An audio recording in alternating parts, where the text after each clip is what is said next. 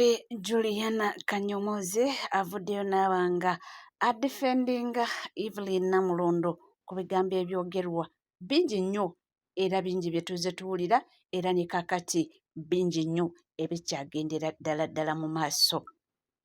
Nkwaniriza nate gwali ku NCK TV weebale kubanga ogyekomiddeko, weebale kutambula naffe. Oli otya? Katusuubire nti buli kimu kitambula bulungi ate nga naawe gy'oli oli bulungi. Gyebala emirimu gy'enjawulo gyonna gye mutuusaako engalo. Weetuli nnyo butereevu gwali etana subscribinga kekadde obeere ng'osubscribinga ku channel yaffe, ringinga that notification bell, sharinga, likinga saako n'okubanga oleka comment yo. Ebisigadde butereevu tujja kuba nga tubikutuusaako era tujja kuba nga tubikuwa byonna wooli wonna w'osinzidde. Nga nkola emboozi ku mukyala Evelyn Namulondo, ono muzannyi wa Bannayuganda era ng'oyinza omuyita actress era nga mukwano gwa Rema Namakula. Ndowooza mu Uganda wano wonna Evelyn Namulondo ye mukwano gwa Rema Namakula, amanyi buli kimu ekikwata ku mukyala Rema Namakula oba omuyimbi. Naye kirabika abantu abamu kibayisa bubi omukyala ono kubanga wa mukwano nnyo eri Rema Namakula. Gye buvuddeko nabagamba waliwo gye yali ne beekubya ebifaananyi ng'amuweese Evelyn Namulondo ng'aweese Rema Namakula. Naye ebigambo byayogerwa, ebigambo byali bingi nnyo nga nabagamba ne bagamba ate ono kati simanyi takoma kubeeka baana ba Namakula era kati wuuyo atandise n'okuba nga weeka ne maama waabwe. Ebigambo bingi nnyo ebyayogerwa. Gamba bannange bali ba mikwano ate nga ebbanga ddene Rema Namakula atera nnyo okuvaayo n'adefendinga Evelyn Namulondo era n'abagamba n'omukwano gwabwe gye guvudde nti munnange si gwa kakati mmwe abagulabye essaawa eno nti bo bavudde wala era ebyabwe biwanvu. Naye nga womanyi Munnayuganda nga yakulemeddeko simanyi na kumanya. Kakati juzi gye buvuddeko eno waliwo bagenda kuba nga baggulawo ekisaawe kya Hamu era nga mu bantu abagenda okuyimba ne mukyala Rema Namakula mwali era bagendayo okuba nga balambula naye kwagenderako omukyala Evelyn Namulondo. Naye nkukakasa nti ebigambo ebyogeddwa tosobola na kukkiriza. Ebigambo ebyogeddwa ku Evelyn Namulondo tosobola kukkiriza. Omuntu n'atuuka n'okugamba ye ekiwala ekyo kyantama mbu lwaki kyesibye ku Rema Namakula. Bannange omuntu jasa okulaba obulabi abantu abali happy bali mu byabwe beetambulira banyumya era ne kikuluma ne weebuuza kati gwe kikulumira wa? Woba oyagala genda obeere mukwano gwa Rema naawe omuguleko omukwano obeere mukwano gwe. Naye bannange nalutulidde ebigambo ne ŋŋamba kikyo kyokka babadde beekubiza ebifaananyi nga womanyi ebifaananyi ebyo Rema Namakula n'amala n'abipostinga ku Facebook page ye.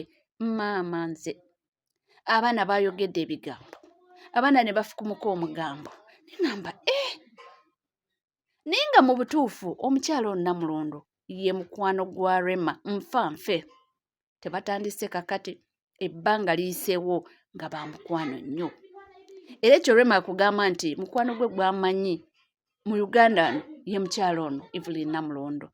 Naye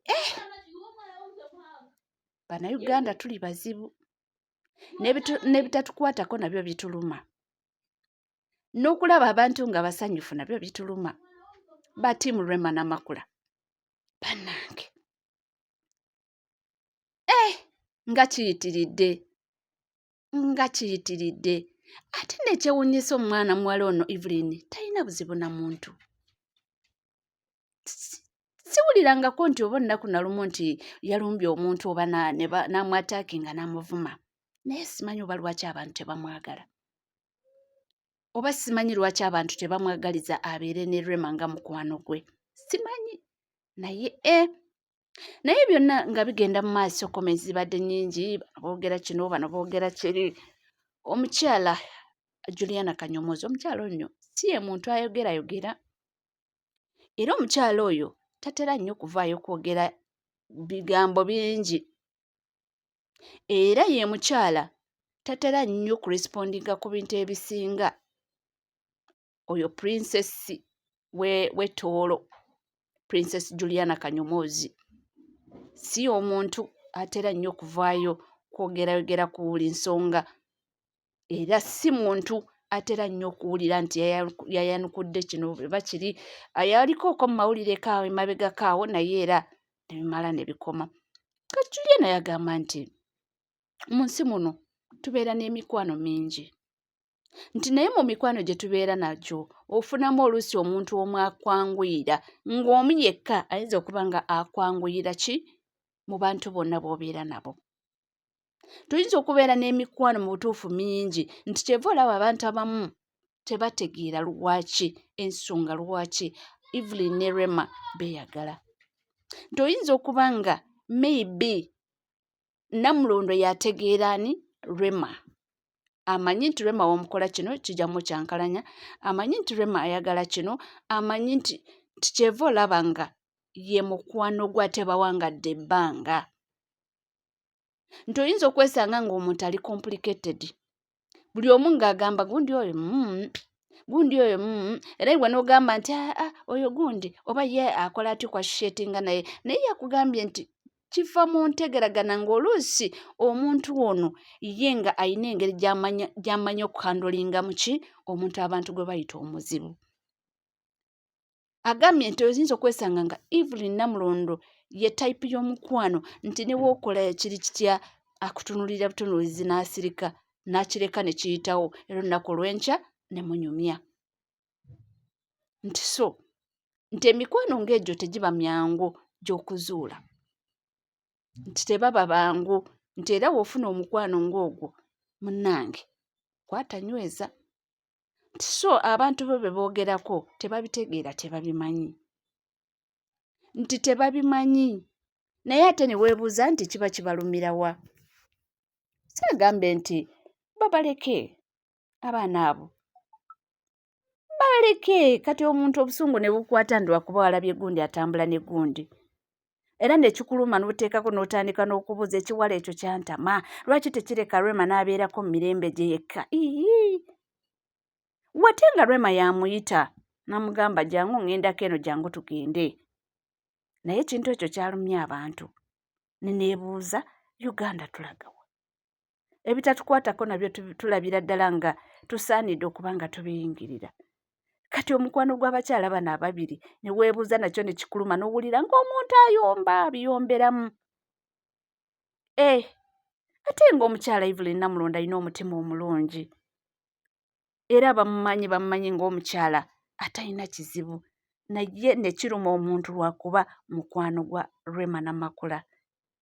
Eyo y'ensi yaffe munnange, tubiraba birabe, naye nga tugamba ffe batiimu Rema tugamba bugambi nti wamma omukwano gwaffe gugende mu maaso, tetulaba nsonga lwaki nedda. Bw'oba nga tomwinaako buzibu, mwenna buli omu talina buzibu ku munne, siraba abalala ate lwaki bateekawo ensonga zaabwe. Oli ku NCK TV, ng'oli etona subscribinga kekadde obeere ng'osubscribinga ku channel yaffe, ringinga that notification bell, sharinga, likinga, saako n'okuba nga oleka comment yo. Ebisigadde byonna buterevu, kugamba kimu nti tuula kkalira nywera, tube nga tugakuwa. Wali atana subscribinga kekadde obeere ng'osubscribinga, ringinga that notification bell, sharinga, likinga, saako n'okuba nga oleka comment yo. Ebisigadde tukomawo nabyo temuvaawo.